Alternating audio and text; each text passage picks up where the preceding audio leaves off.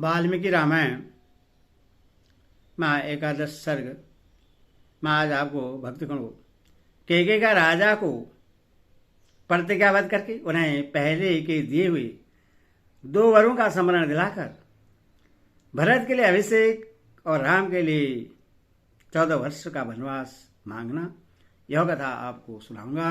आप इस वीडियो को लाइक एंड सब्सक्राइब जरूर करें और कथा सुनिए।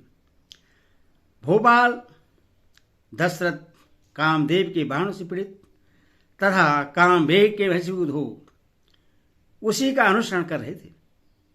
उनसे केकई ने यह कठोर वचन कहा, देव, न तो किसी ने मेरा अपकार किया है और न किसी के द्वारा मैं अपमानित या निंदित ही हुई हूं। मेरा कोई एक अभिप्राय मनोरथ है और मैं आपके द्वारा उसकी पूर्ति चाहती हूं।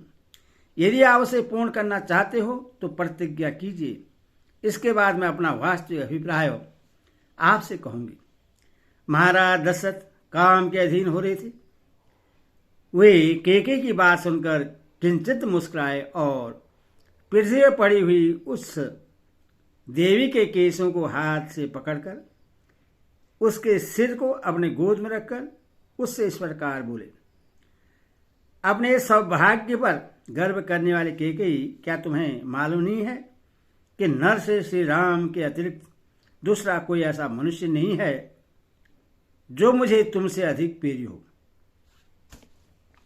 जो प्राणों के द्वारा भी आराधन्य है और जिन्हें जीतना किसी के लिए भी असंभव है। उन परम वीर महात्मा श्री राम की शपथ खाकर कहता हूं कि तुम्हारी कामना पूर्ण होगी, अतः तुम्हारे मन की जो इच्छा हो उससे बताओ।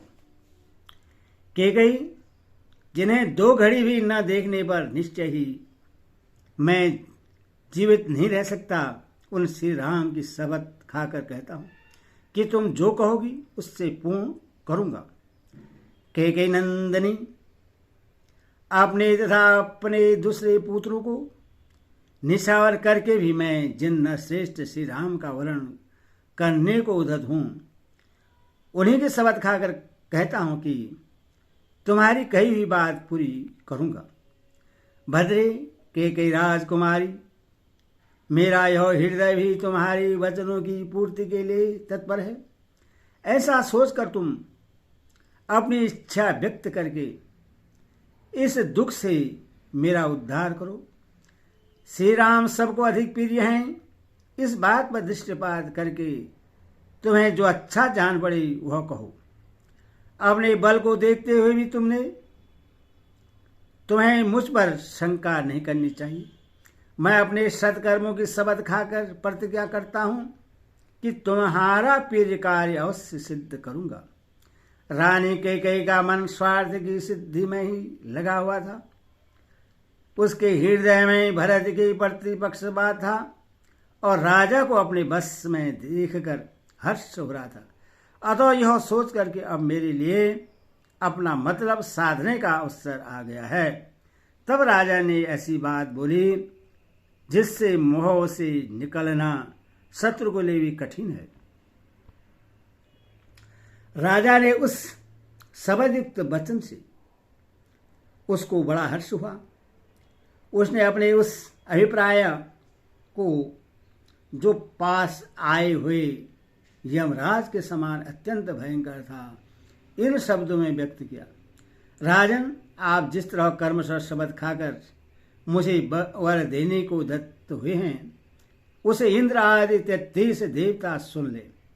चंद्रमा, सूर्य, आकाश, ग्रह, रात, दिन, दिशा, जगत, यह पृथ्वी, घर, राक्षस, रात में विचरने वाले प्राणी, घरों में रहने वाले एक ग्रह देवता तथा इनके अतिरिक्त भी जितने प्राणी हों, वे सब आपके कथन को जान लें, आपकी बातों के साक्षी बने।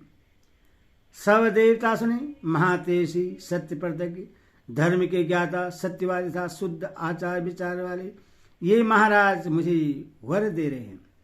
इस प्रकार काम मोहित होकर वर देने को उद्यत हुए महाधनुष राजा दशरथ को अपनी मुट्ठी में करके देवी कैकेयी ने पहले उनकी प्रशंसा की, फिर इस प्रकार कहा, राजन, उस पुरानी बात को याद कीजिए जबकि देवासुर संग्राम हो रहा था। वहां शत्रु ने आपको घायल करके गिरा दिया था, केवल प्राण नहीं लिए थे।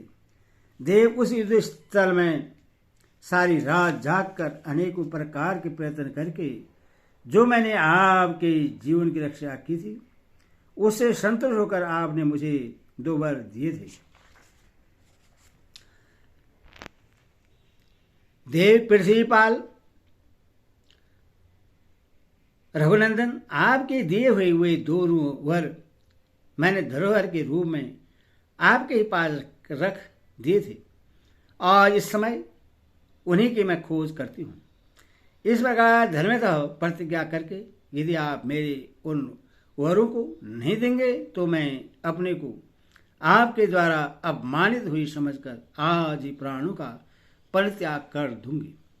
जैसे मृग बहेलिया की वाणी मात्र से अपने ही विनाश के लिए उसके जाल में फंस जाता है, उसी प्रकार कैकेयी के वशीभूत हुए राजा दशरथ उस समय पूर्व काल के वरदान वाक्य का स्मरण करने मात्र से अपने ही विनाश के लिए प्रतिज्ञा के बंधन में बंध गई।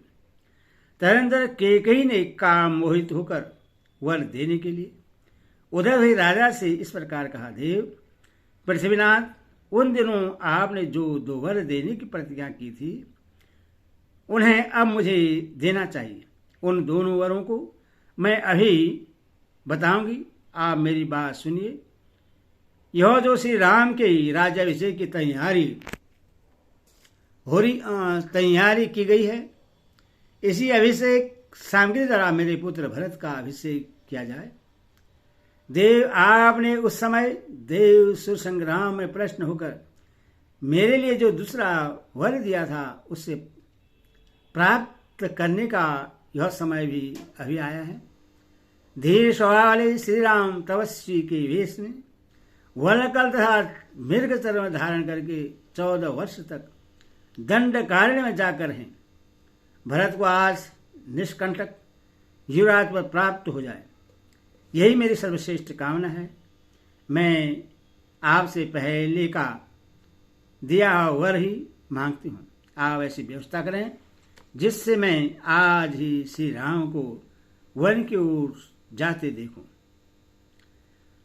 आप राजाओं के ही राजा हैं, अतः सत्य प्रतिज्ञ बनिए और उस सत्य के द्वारा अपने कुल, शील और जन्म की रक्षा कीजिए। तपस्वी पुरुष कहते हैं कि सत्य बोलना सबसे श्रेष्ठ धर्म है।